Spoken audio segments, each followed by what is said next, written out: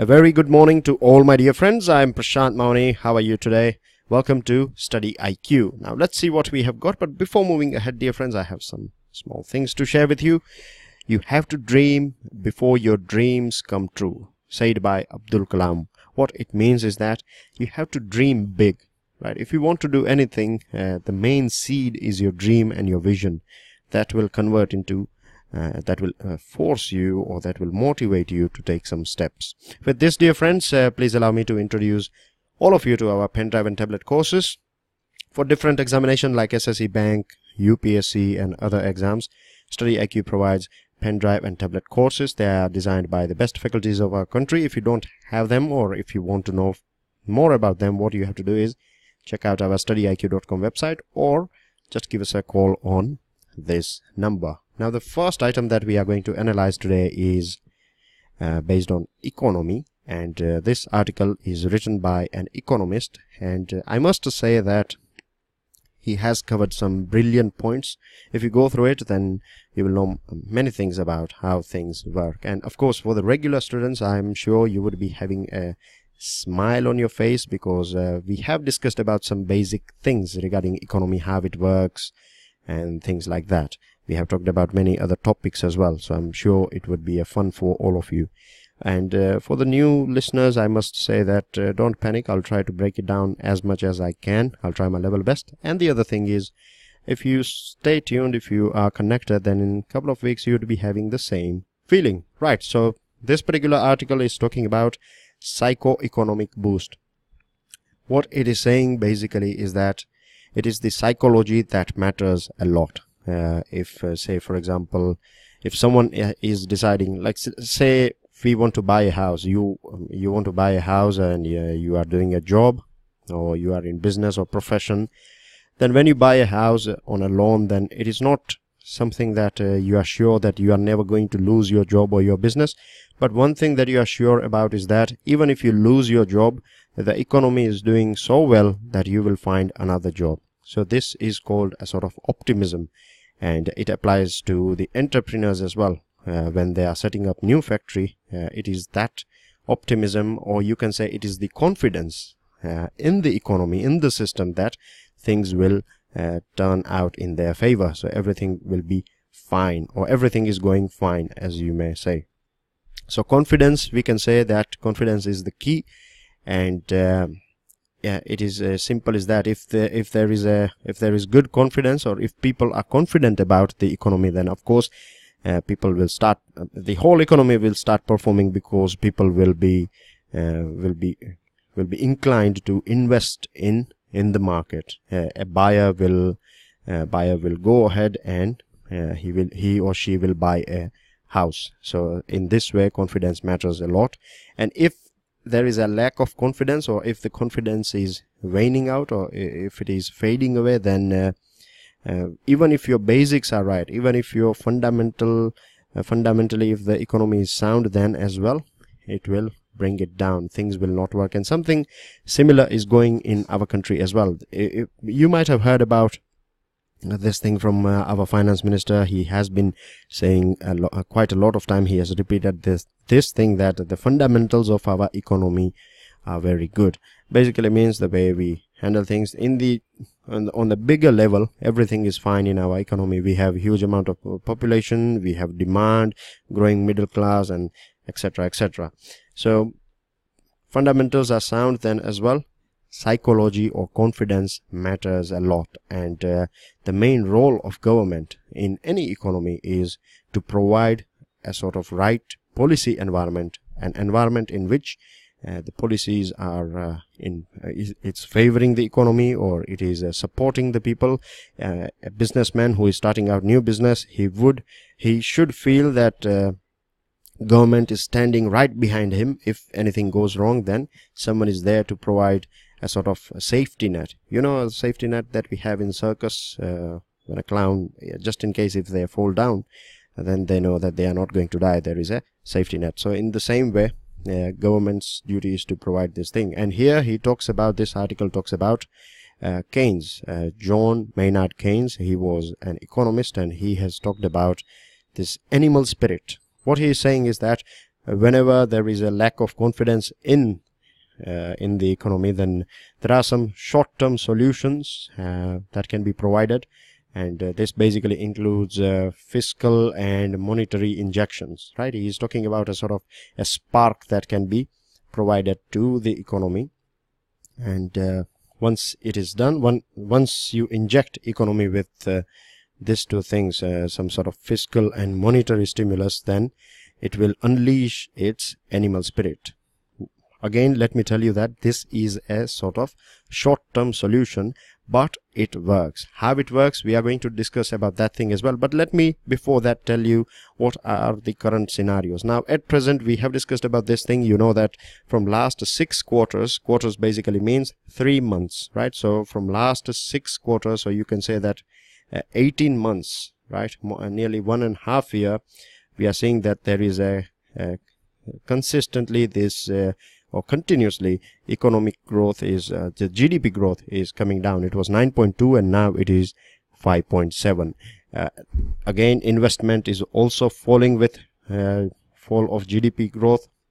That means new factories are not going to come out, or people are not going to establish new factories. If new factories are not coming out, then definitely new jobs will not be created. If new jobs and new factories are not coming out, then the government is not going to get that much of revenue. So these are the things. This is the negative impact.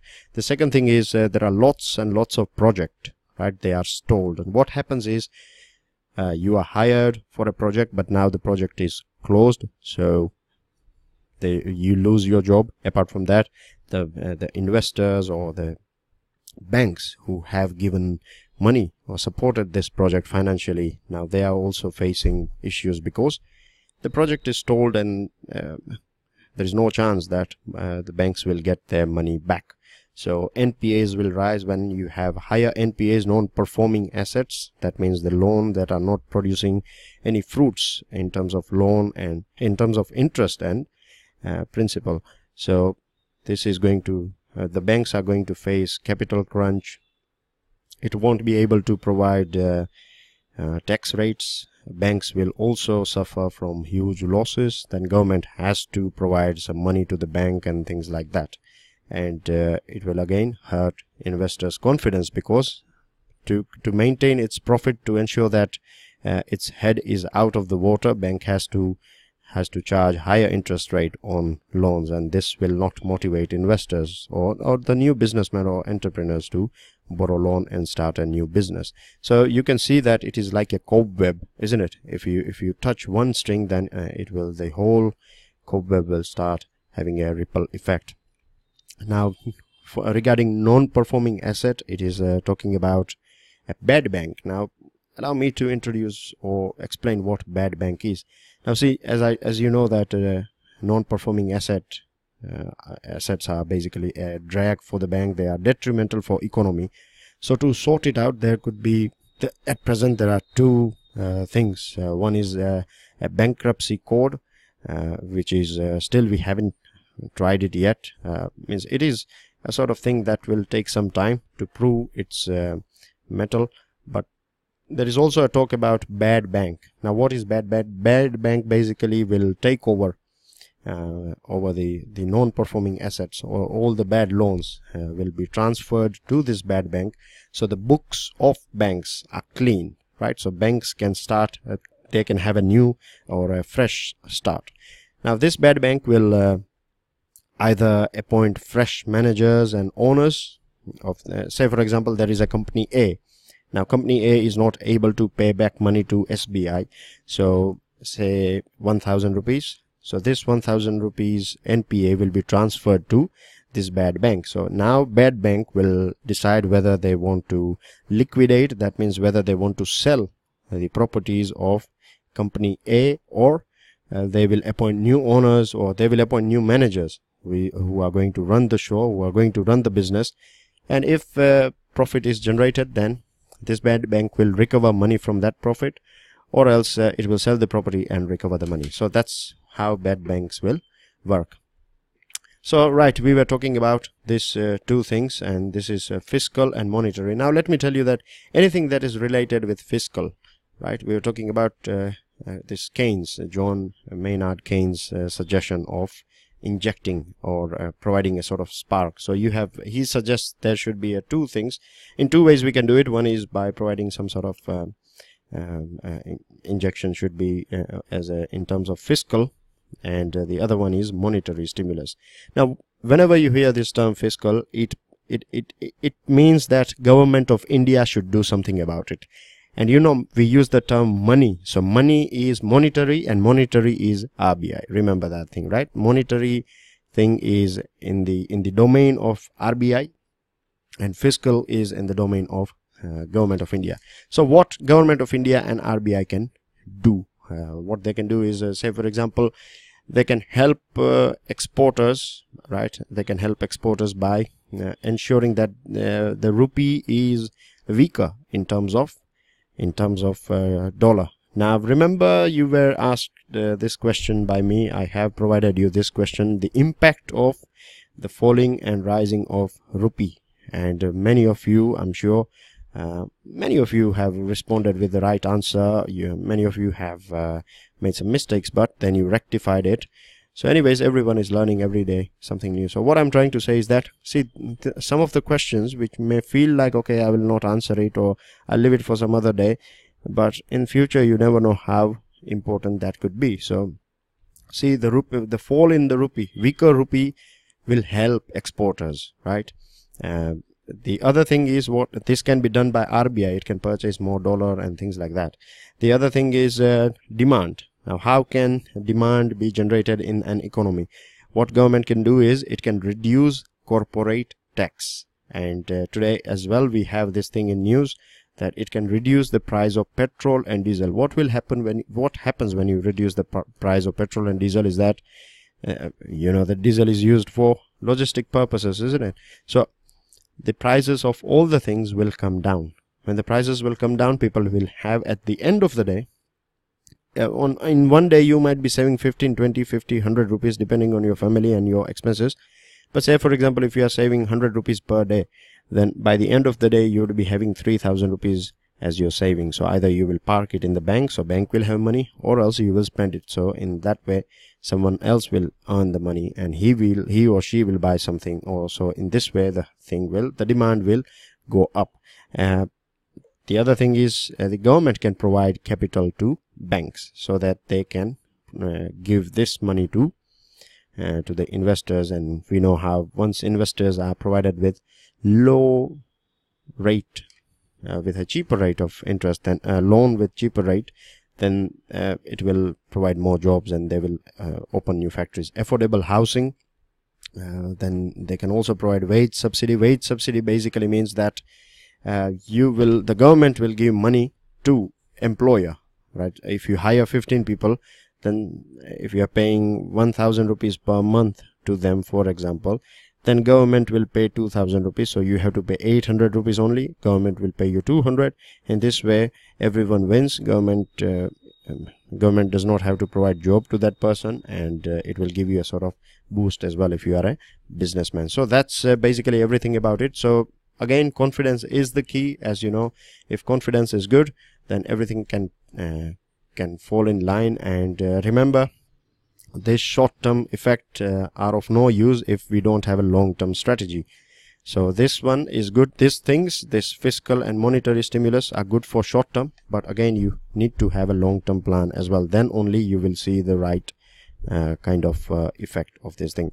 Moving on to another item, dear friends, and this is about the horrific incident that took place in Vegas, isn't it? We know that so many people died, and this was nearly 59 people died, and more than 500 people got injured in Las Vegas. And we know Las Vegas is famous for tourism. There is lots of casino and all those sort of things over there, and it has turned into a sort of a river of blood, as we speak, so to speak.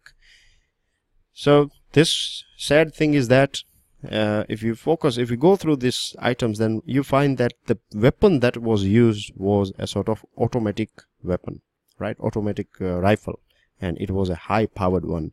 And the person, he was a 64-year-old man. He killed himself. By the time the security went there, or the police personnel or the security personnel, by the time they located him, he was dead. He killed himself. And the sad thing is, as you can see, automatic high powered weapon, either you should be in the force. When we talk in India, this sort of weapons, then you know that either you should be in police force, or even in police force as well, you won't get this sort of weapons. You should be in army or something, isn't it? Defense. But the sad thing is, in USA, you know that guns are available quite easily, and this is one of the worst mass shooting incident in the modern history of America. Earlier as well, this is not the only incident. In 2016, there was Orlando, Florida. There was a shooting at a night around a nightclub, and at that point of time as well, 49 people died. In 2013, there was a very sad incident. Small kids were killed in a Sandy Hook elementary school. And this sort of incidents we are observed in America quite a lot of time. There was a release of Batman film as well. At that point of time, there was an idiot who killed so many people, innocent people. So this sort of things are happening, and one of the reason is that there is a sort of gun easily available in America. And earlier it was believed that this person, this 64-year-old man who conducted this act in Vegas, it was believed that he has connection with ISIS. In fact, ISIS was also claiming that it was his chap or his man who did this thing.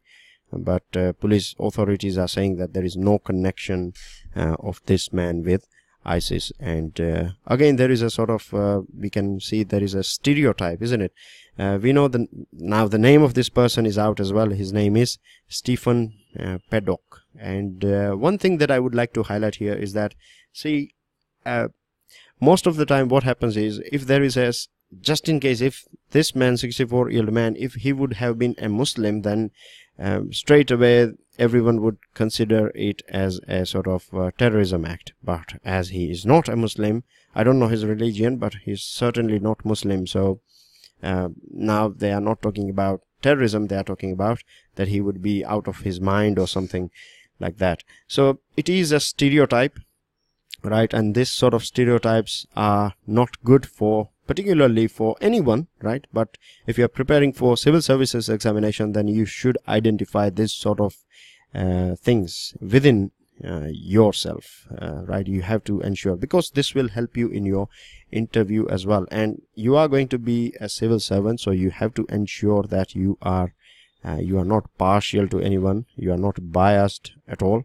You have to see everything with the constitution, in terms of your perspective should be a humanitarian one, rather than, you cannot distinguish between people based on his race, religion, sex, or caste, or place of birth, or things like that. But generally we see this sort of things, and we have seen this earlier as well, that stereotyping is still there. And one thing is common, it has been said at United Nations level as well, and it has been said, you might have heard about this thing, that basically terrorism has no religion at all. Any person who is conducting this act of terrorism, they may say they belong to this or that religion, but at the end of the day they are not representing religion at all. They are representing evil forces. And talking about the gun control, which is the biggest problem, it looks like one of the biggest problem in United States, and Obama tried it 15 times. Obama tried 15 times to, rather than banning it. Of course, it is very difficult in America to ban this thing, but there is a hope, or there is a space that you can add more common sense, right? More regulations, like you can ensure that background checks are done before giving license or issuing license to anyone. You can ensure that this federal agencies are given more funds so that they can They can conduct raids, and they can ensure that everything is fine. Any person who is not supposed to carry a weapon is not having, or is having a weapon or not. So these are the things. And mental health as well, right? It matters a lot. In America, we have seen that this sort of things do take place. It's not that in India we don't have mental people, but when someone is not healthy in terms of mental illness, if they are going through, and if they have access to gun, then you know the result. And lobbying as well is quite prevalent over there. When I say lobbying, I mean to say the very rich and powerful these gun manufacturers, right? They keep on lobbying, and they keep on providing pressure. They are providing money and things like that.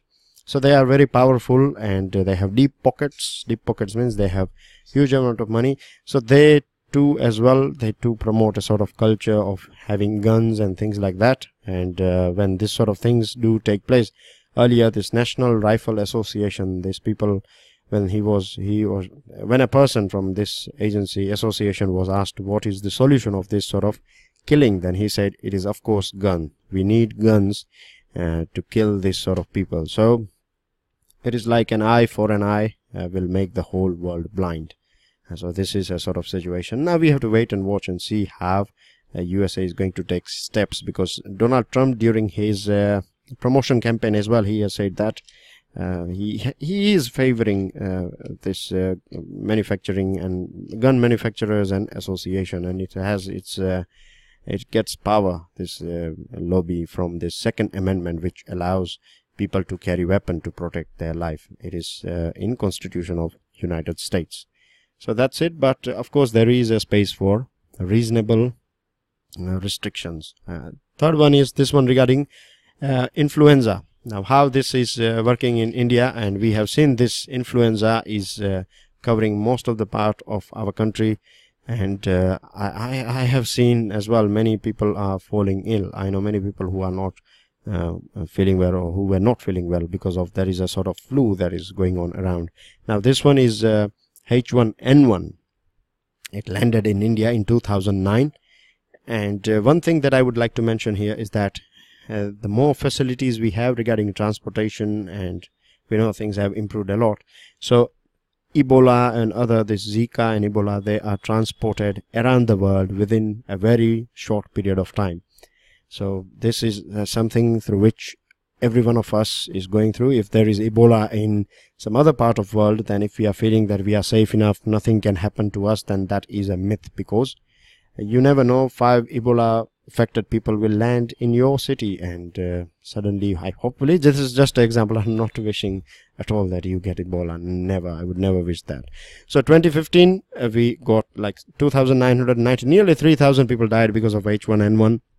2016, as per the official numbers, it's 265, and this year so far it is 1873. We can say that 1,900 people, and the only frightening thing is that we may catch, or we may pass this 2015's figure. Now the problem with this official figures is that they only count H1N1, right? They are only focusing, when government agencies are out to count H1N1, they are just focusing on H1N1, but they forget that there is another 2 types of flus. One is H3N2, the other one is influenza B. These are the 2 ones, H3N2, this one here, and influenza B. So this was again available in India. It was in India before 2009 outbreak, and it is also capable of destroying, or it is capable of impacting damage as in line or more than H1N1. So we should focus on that thing as well. And there are many, when it comes to fevers, say if you are not capable of identifying any sort of problem or disease, then you are not capable of providing any sort of solution as well, isn't it? So, and there are many blind spots like this way. When I say blind spots, I mean to say gray area, or there are many diseases that the government is not aware about, in the sense like it is not focused on identifying them and sorting them out. And acute I beg your pardon, Influenza nearly accounts for somewhere around 20% of fever in rural area, and it is also observed that many a times when this H1N1 is down, at the same time we have this H3N2 and influenza B are spiking. So they are sort of keeping a balance, you know. When H1N1 is down, then we find this H3N2 and influenza B. So what we have to do is, of course, government has to increase surveillance. It has to get rid of this poor surveillance technique. If it is just focusing on H1N1 and if it is not paying any attention to this H3N2 and influenza B, then that is going to be very harmful for our country. The other thing is this MIT, that is Massachusetts Institute of Technology, #1 university in the world. We have talked about this thing. So what they are saying, that India submits a woefully small number of H1N1 genetic sequences, right? And what it does is, if you are not providing this genetic sequences, right, they are well important, and it can basically detect mutations in this genetic. And if we are missing this link, then we are heading towards lethality, or it is going to be lethal for all of us, because if we are not submitting the right amount of this genetic sequence, so we are not providing the right data regarding what are the changes taking place, and with this we are risking the lives of everyone, because the virus may get stronger and stronger, and it may become immune to the immune system of human beings. So this is the thing, and it is a big public health issue. At present we are taking it very lightly, this H1N1. We are thinking that TB is the bigger killer, but we are ignoring it, and we may face a sort of we have to face a dire consequences. This one is regarding police reforms. We have talked about this thing a couple of days ago, and you know that we were talking about this modernization of police. For that 25,000 crore rupees for 3 years will be I don't know whether I would say invested or spent. Let's see what government is going to do. If it is taking some proactive actions, then we would say it is an investment. But if it is a sort of curative one, then we would call it is a sort of expense. So modernization of police is in the air. Smart police, Narendra Modi has been talking about this thing. Home Minister recently called for that we should have smart police.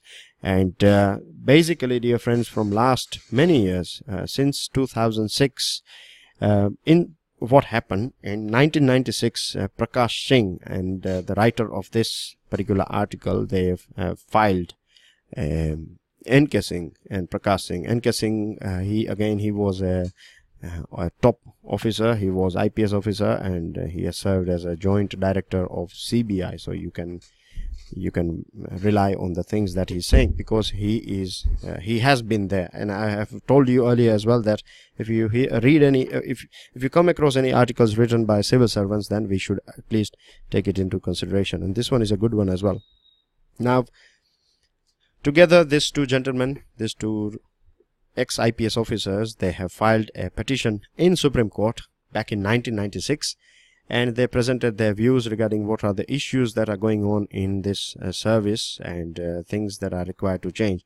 Then in 2006, finally, Supreme Court came out with 7 reforms, 7 directives of Supreme Court. It includes constitute a state security commission, 2 fixed 2-year tenure of DGP and SP, Superintendent of Police, and Station House officers. What happens is, at present, what is happening in our country, that every time if there is a change of guard, new chief minister will come in, new government will come in, and they will kick out the DGP, right? Even he or she is performing very well, then as well they will be changed. Most of the time they will be changed. There is one case, recent one, in Bihar. The DGP was not changed when Nitish Kumar came into power.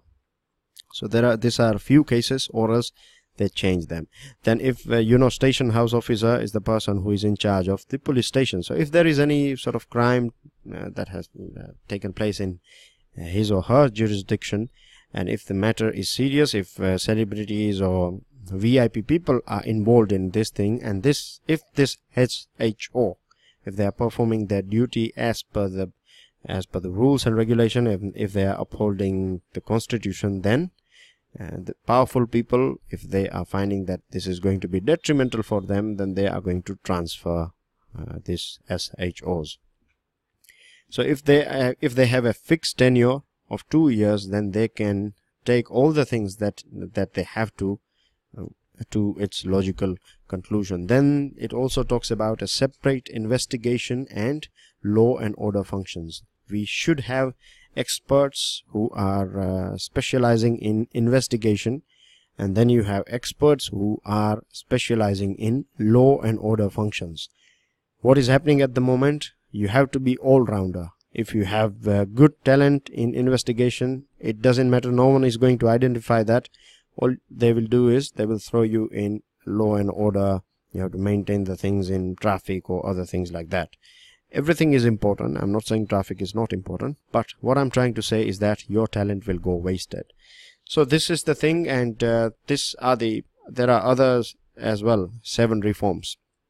But the sad thing is, so far no state government has applied these directives, and this is one of the reasons why people are losing trust. And this is one of the reasons, if these things are applied, if there is a National Security Commission at central level, if there is a police complaints authority at the state and district level, if it is the police who are going to police establishment board who is going to look after all the transfers and promotion, then politicians will have no say in how police is working, isn't it?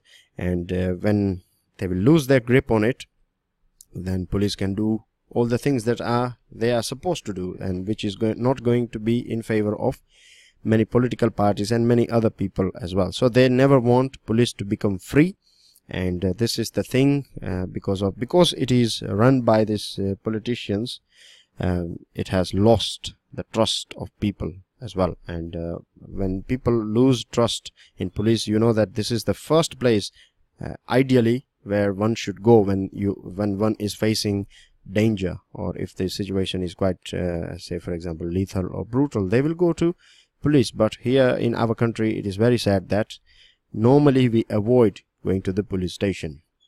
So this is lack of trust. It is going to weaken the democracy as well, and it will impact the economic development. I will tell you how it impacts economic development. For any country to survive, to thrive, flourish and develop, it should have a secure environment, may it be internal or external. Take example of Pakistan, take example of Afghanistan, Syria, and there are other countries as well.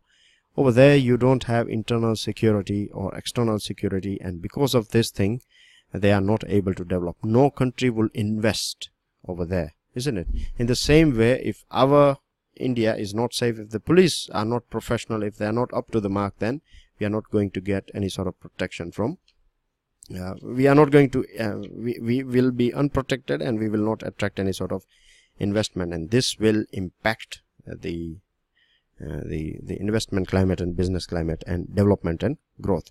Right, so moving on to another item. This is about Sri Lanka. Not that important. It is basically talking about a vision 2025 of Sri Lanka.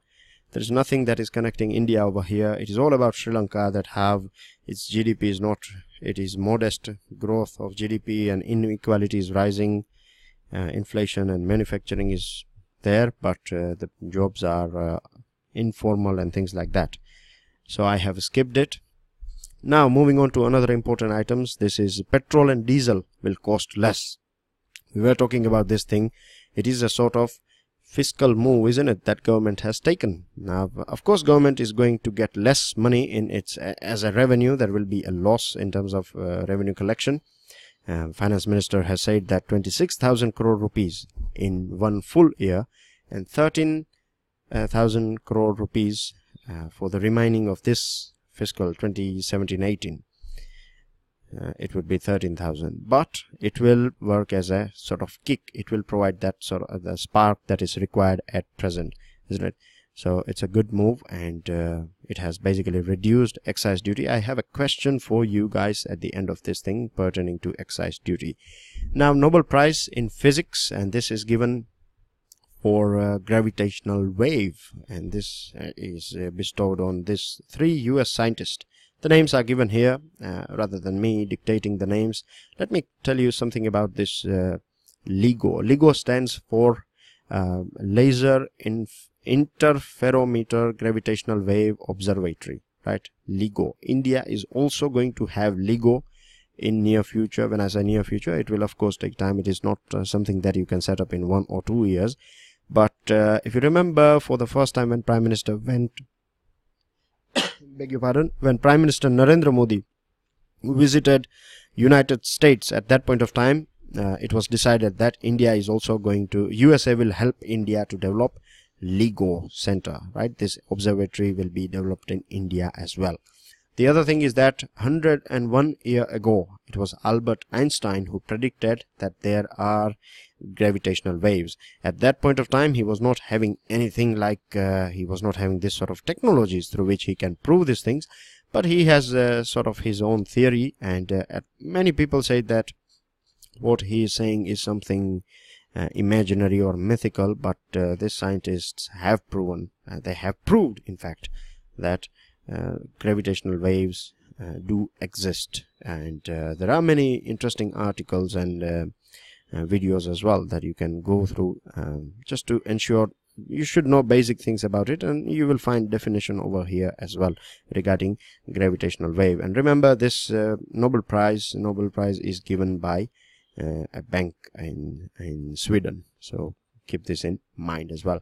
Right, so India, basically an institution in Sweden, and the money of this Alfred Nobel is parked in a bank in Sweden. Right, India is going to ink 4.5 billion credit deal with Bangladesh. Bangladesh is one of the most important friend of our country. It is a neighbor as well, and India's policy of look east policy, neighborhood first policy, so it is in line with this line of credit that we are giving, or credit deal that we are going to give to Bangladesh, is going to be strengthen the relation between these two countries. There are elections as well in Bangladesh, and this will help Sheikh Hasina it will help to win votes for her, and we want her because her opposition party is anti-Indian, you can say. So India, this is a sort of diplomatic move that India is playing here. And a couple of months ago, when Bangladesh's foreign minister was in India, he said that there is a difference. We know that China is investing, or China is giving more money to Bangladesh than what we can afford. But what he said, that with China and India, the difference is that India will give the money first, and then we will decide what we want to do. But with China, the thing is that they will tell us what we need to do, or things like that. We have to agree with them to some extent, and then the money will be given. So this indicates the friendship between India and Bangladesh, and finance minister is in Bangladesh at present, and he is accompanied by 30-member delegation of Federation of Indian Chambers of Commerce and Industry. So of course, business deals and business talks, how we can improve our economic relation, trade and investment, things like that will be on table when discussion will take place between India and Bangladesh. Then Kovindji is in Djibouti. He is the first president of our country, or the prime minister at that level. You can either head of the state or the head of the government who has visited Djibouti. And let me quickly tell you something about Africa. See, Africa is the only continent where you find Tropic of Cancer, Equator and Capricorn. Here is your Djibouti, the small tiny country here, and this is Ethiopia. This time he's going to visit these two countries, president. The other thing is that in Africa you also find prime meridian, that is 0° longitude. And if we focus this map, Ethiopia, you find that the capital is Addis Ababa. Then you have Great Rift Valley, Ethiopian Highlands, you have Ogaden Desert, you have Danakil Depression here, and you can see there are many countries that are having sharing border with Ethiopia, and Djibouti as well is a country that is sharing its border with Ethiopia. If you focus on Djibouti and this part, let me show you this part. This part is known as Horn of Africa. It looks like a horn, isn't it? Like single horned rhino. you might have seen.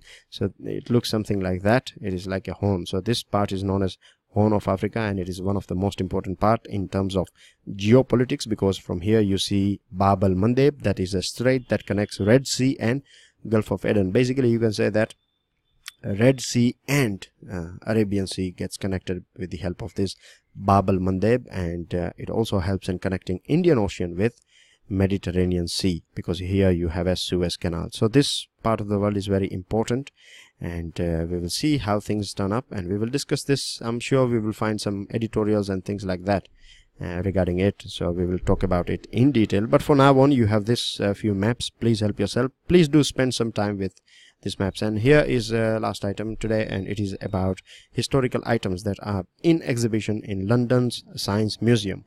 Now these things are going to be this sort of things. What happens is, many a times you find them in directly they are asked in your prelims examination, this sort of historical thing. So pay attention to this thing. This is known as Jambu Dwipa, right? Jambu Dwipa is basically a map. It is a sort of Jain map. Jain is a community, you know that, right? Jainism. So it is pertaining to that thing, so keep this in mind. The other thing is that it is the script that you can see here, manuscript, that means written by hand. It is Bakshali, and Bakshali as well is displayed in this term, and the spectrometer that was designed by Nobel Prize winner C.V. Raman is also displayed or exhibited in this thing. So these are the three important things regarding history that I think you should be aware about.